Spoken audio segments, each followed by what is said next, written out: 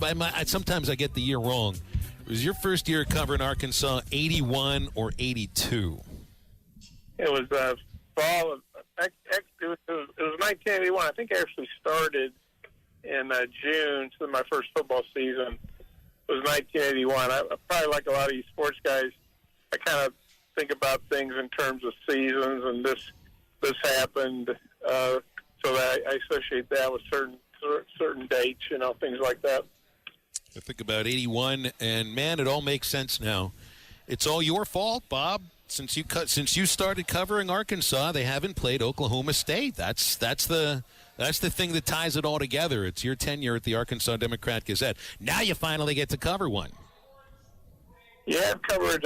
Somebody was asking if I'd ever been to a football game over there, and I haven't. But of course, we had the baseball regional there a couple of years ago at that nice new ballpark. And I can remember back when Jeff King played in the '80s. Arkansas played at old, I think it was called Allie P. Reynolds Stadium. And that was a nice ballpark, but obviously nothing like what they have now.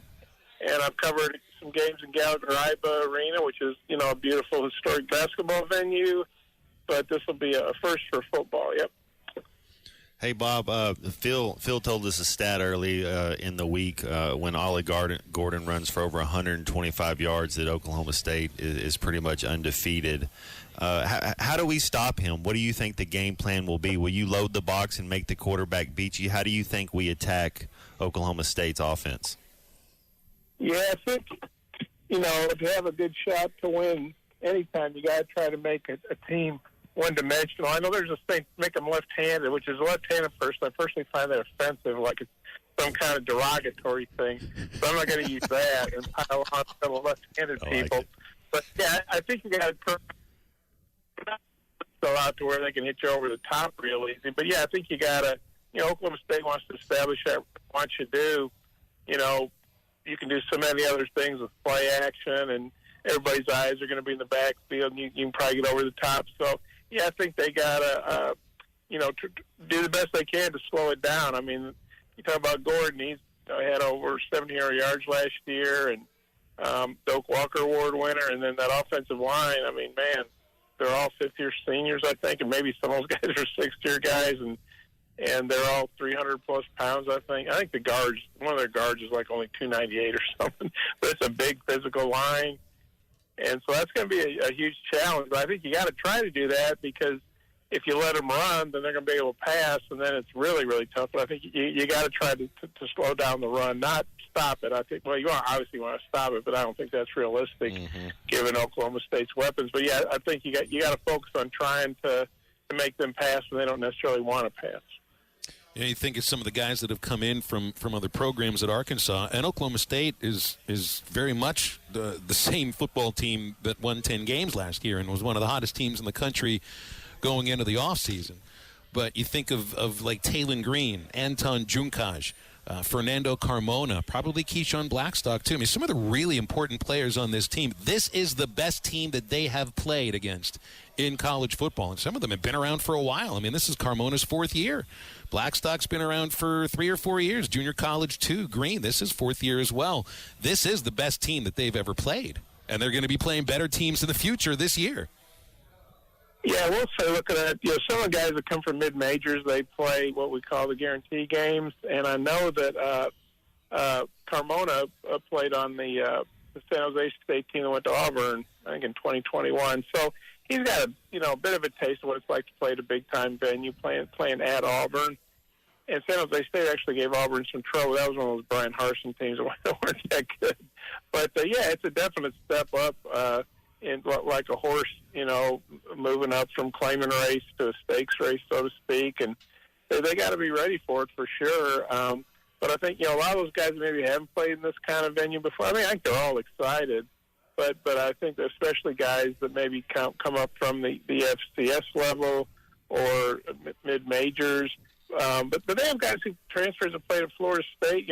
June College, they played at Baylor, I think, before. Although, because we asked him in preseason what his biggest crowd was, and so I'm thinking now Baylor's around 50,000. That's probably, I think Oklahoma State, for having a real good atmosphere, they don't have a huge stadium. I think it seats about 55, but asked Brett Venables about it on the SEC call yesterday. And, of course, Sam Pittman was over there once, too. But apparently the fans are right on top of you from the stands to your bench. And so also it's an east-west. The end zones go east to west, not north-south. And so I don't know the layout of the geography. I'm not smart enough to understand, but I'm wondering I'm sure if the sun hits a certain bench during the day, that's the visiting bench. So it's possible, I don't know, Arkansas's probably researched this, that Arkansas might be like their bench might be in the sun, which could add, a lot of heat to their day. If I was the home team, I'd sure as heck have the visiting team, exposed to the sun and having it beat down on them and stuff. And so it won't be an easy venue at all to play in. Bob, I think back to my time and with Coach Nutt, we had to take an Arkansas team down into Texas. I think it was about the second or third game of the year. They were the third ranked team in the country, and we were able to get the victory. Where would this game rank for Coach Pittman if they're able to take this team on the road and beat a top 20 ranked team opponent?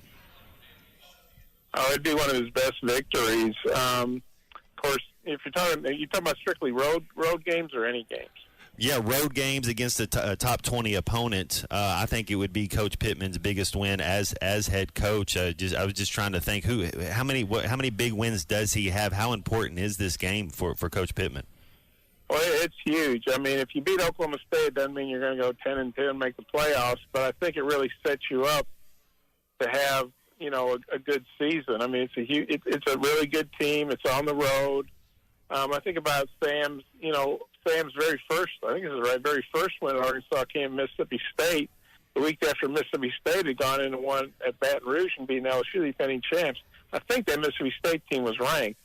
And that was Mike Leach's first year, and so that was a huge win just to prove that, hey, Arkansas can win an SEC game again, after going 0-16 the previous 2 years and 1-23 the previous 3.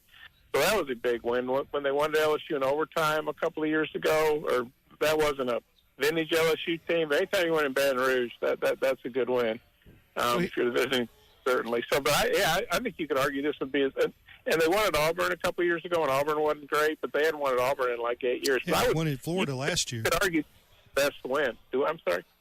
They won at Florida last year. It wasn't a great Florida team, and we think less of Florida today than we did then. You're right about the field east-west. Arkansas is in the sun. I've covered that venue many times. It's I worry about, and worry is not the right word, but, I saw Taylor Green be a little nervous at the outset of the UAPB game, and he settled down. His footwork got better, got a little more accurate. That'll be something to watch early. It's going to be a different atmosphere than what he's played in. I mean, it's going to be a tight sellout. There is no space between the sideline and the stands. You are on top of it. And so it'll be a few Arkansas fans there. They'll have 3,000, 4,000, 5,000, but that's it. What do you expect from Taylor Green, Bob? Well, I think it's good he got this. Obviously, he's an experienced guy, right? He's a fourth-year player. Played a lot of games in Boise, but playing the Mountain West, it's not like playing in the SEC or playing in the Big 12. And so, but I think he'll be excited. And, think about the first play the other night. It was a deep ball, and he underthrew it. But, he bounced back from that, had a strong game. Of course, UAPB really didn't have anybody that could keep up with him and tackle him. But I think he'll play well. I think, Matt asked about OSU, trying to stop OSU's. And I think, Jaquan Jackson, he can help out a lot in that offensive line. They can help take a lot off Taylor if they can establish a good running game.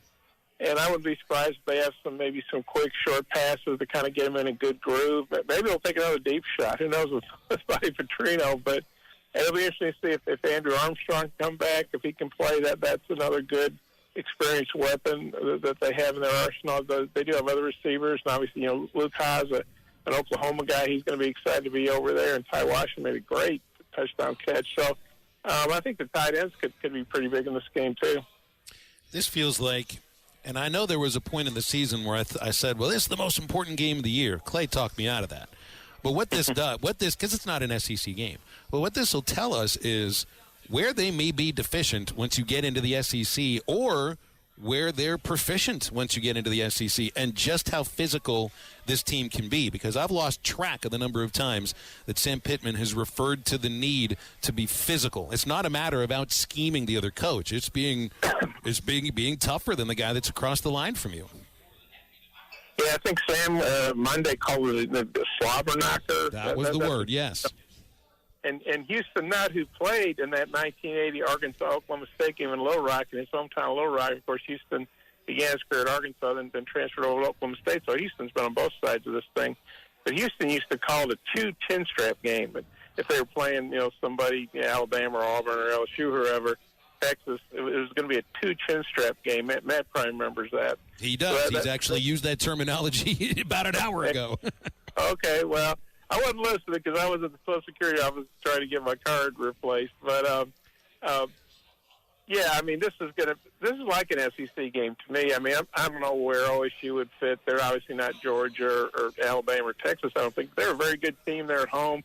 Mike Gundy's been there for 20 years. The continuity they have is very impressive. They got a 7th-year quarterback who's very solid, and we talked about all that. They got good guys on defense.